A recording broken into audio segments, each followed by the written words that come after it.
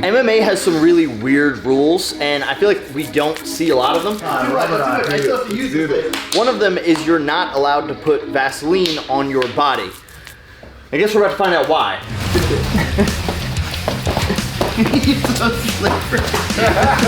I can see why that might be illegal. Oh, yeah, there's no way. Now, with each of these rules that we're going to be going over today, we're going to test them out just like this. It's like your head was never even there. Sorry. I love my job. Okay, they won't all be this weird, but Jeff Chan is an MMA fighter and Ramsey Dewey's a former MMA fighter turned referee, so I figured they'd be the perfect people to try these rules on. Bar soap. Gone. Oh, sorry about that. Oh, you're I'm slipping myself. And this isn't Vaseline either. This is just aloe because we're in, you know. No, it's Vaseline brand. Oh, is it? The brand is. It's Vaseline. But everybody here smells great right now. Rule number 1 makes total sense. In a sport like mixed martial arts where wrestling is, I don't know, half of it, adding any more rules or complications makes it a completely different sport. Oh God! Like you feel it, like there's no friction. It's there's just no way. yeah. There's no way. So while wrestling with Vaseline on makes for a very interesting YouTube intro, I don't think it would make sense in MMA. Number 1, totally valid rule. So another rule is that you're not allowed to fish hook. Yeah. Alright, so I am a big strong boy. There's no way he's getting my neck. Oh, we're playing pretend. Okay. Don't punch me in the head. You're allowed to stick your finger in my mouth though. Oh, okay. Okay. Alright, fish hooks. Let's see if they matter. Ready, go. Fish hooking is illegal in all combat sports that I know of. Mostly because of the risk of permanent injury to the mouth. That was a fluke. Okay. Any fleshy orifices are easily torn, so they're pretty off limits everywhere.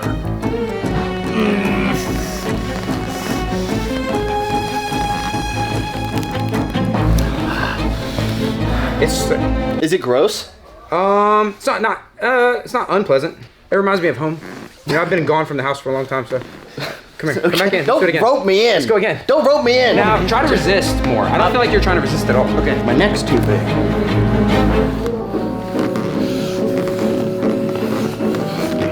Lift strength, Gary. Lift gains. Oh no!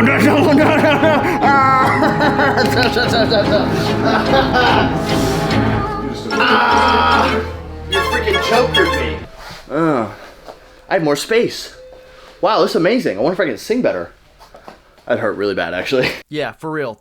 Don't try any of this stuff at home. I shouldn't have to say that. That's obvious. Another one of them is abusive language. I can do that. Which is so, I can do that. Oh yeah, I can do that one. I think that one should be. Yeah. Ready? Fight. Stop him, mother. Whoa, stop him, mother. Walk fast. Stop him, mother. I didn't expect it hard. Street to your corner. Hey, that hurt. Okay. All right, my bad. I got it. Last warning. I've never had to do that in real fight reffing. You want to wrestle? You want to wrestle? You want to lay on the ground like... No foul language, Mike. Oh, you want to roll around on the ground? You're trying to... That's all you got. That's your... Oh, you hit him. You hit me in my... The words I'm sorry, man. It's okay. He gets really into it when he cusses. Is that why it's not allowed? I feel like my shot... I feel... Empowered? Yeah, I feel like I fight better doing that. I felt depowered. Yeah, it's demoralizing. Whatever the opposite of it was. I felt loose and relaxed. I felt good. So the thing is, it's not uncommon for people to talk trash in the ring. In fact, that's allowed. What's weird about this rule is that apparently there's a line that has to be crossed, which makes it abusive, and it's at the ref's discretion. According to MMA Junkie, Herb Dean, a famous MMA ref, once had a guy that quote-unquote crossed the line when he was refereeing a fight and the guy had another guy in ground and pound, just like Mike had me. Herb Dean was quoted to say, "And it was abusive. It made me feel uncomfortable. It was a weapon. I felt like, man, this guy's gonna need therapy after this." And he said even then he forgot about the rule. He didn't really enforce it. I kind of hate this rule. But going through this scenario, Mike's on top, he's in a position, he's scoring a TKO right here. My priority right here is the safety of the fighters. It should be. Not telling Mike, hey, watch your language. So, I don't know, what do you guys think about this one? Should abusive language be allowed, or no? And now, probably what would be the opposite of that, timidity. So if you are exercising timidity, you are not there to fight. Turning your back, you're huddling up, you are running away, all of this non-combative stuff. That's So timidity. I'm gonna try and stay away, and he's gonna try and leg kick me the whole time. Yeah. But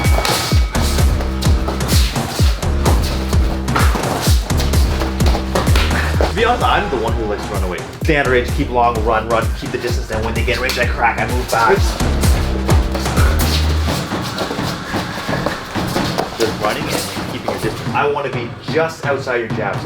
I want to be here. Right. right back, Seth.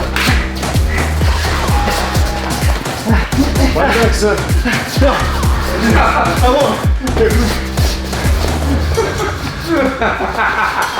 Stop the fight! Stop the fight! What did I do? What? I'm fighting him. It's a technical knockout. My mouthpiece fell out.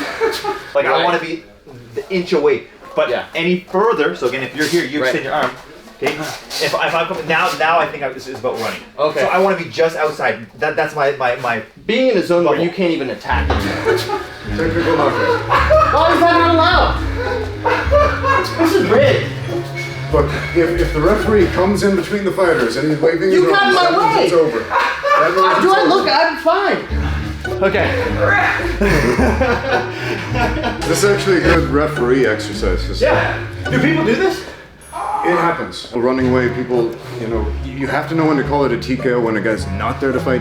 Yeah. You've got to get in between them. yeah. Yeah, because obviously I didn't really want to Sometimes it fight. involves it tackling the attacker. Sometimes it's just, you know, covering up and protecting the guy who's not protecting It's not himself. even. I'm not protecting myself, right? That's like Yeah. one of the rules. If I'm just like running away the whole time, I'm not engaging in a fight. And if someone's literally running behind the referee like, save me, that's a technical knockout. Yeah, that's pretty bad. Okay, on to the next one. Okay, so there's another rule where you're not allowed to wear a Speedo, and this one I feel like is pretty unique. So I figure we could test this one, if that's cool with you guys. I don't have a Speedo, but I feel like this is pretty close.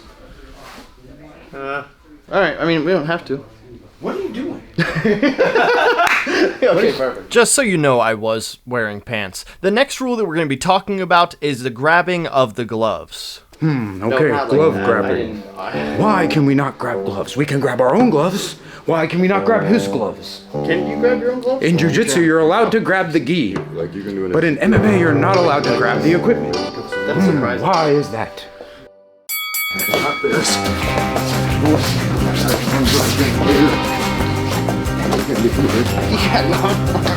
Do this sort of thing. Hold on, pause. You're not even grabbing my gloves.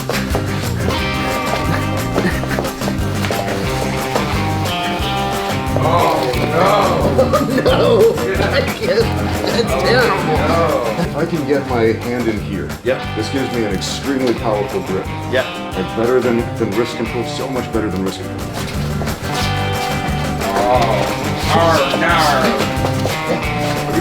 Strong.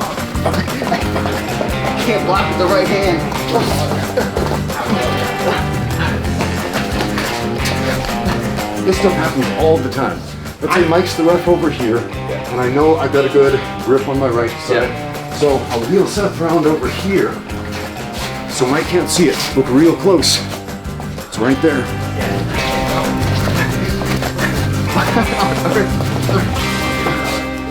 So, and again, without that grip, that would have been possible, but harder, much, much harder. Yeah, definitely possible for you. Think about yeah. This is how I block the entire this side of my whole everything. No, It's how I stop takedown. It's how I stop. You are punching each other in the head. yeah. However, these are designed to like add safety. So if you use the thing to add safety to take away safety, then that's kind of cheating in my like this would make sense. Good point. Which brings us to a rule that you may not have even known was illegal. Throwing people over the cage.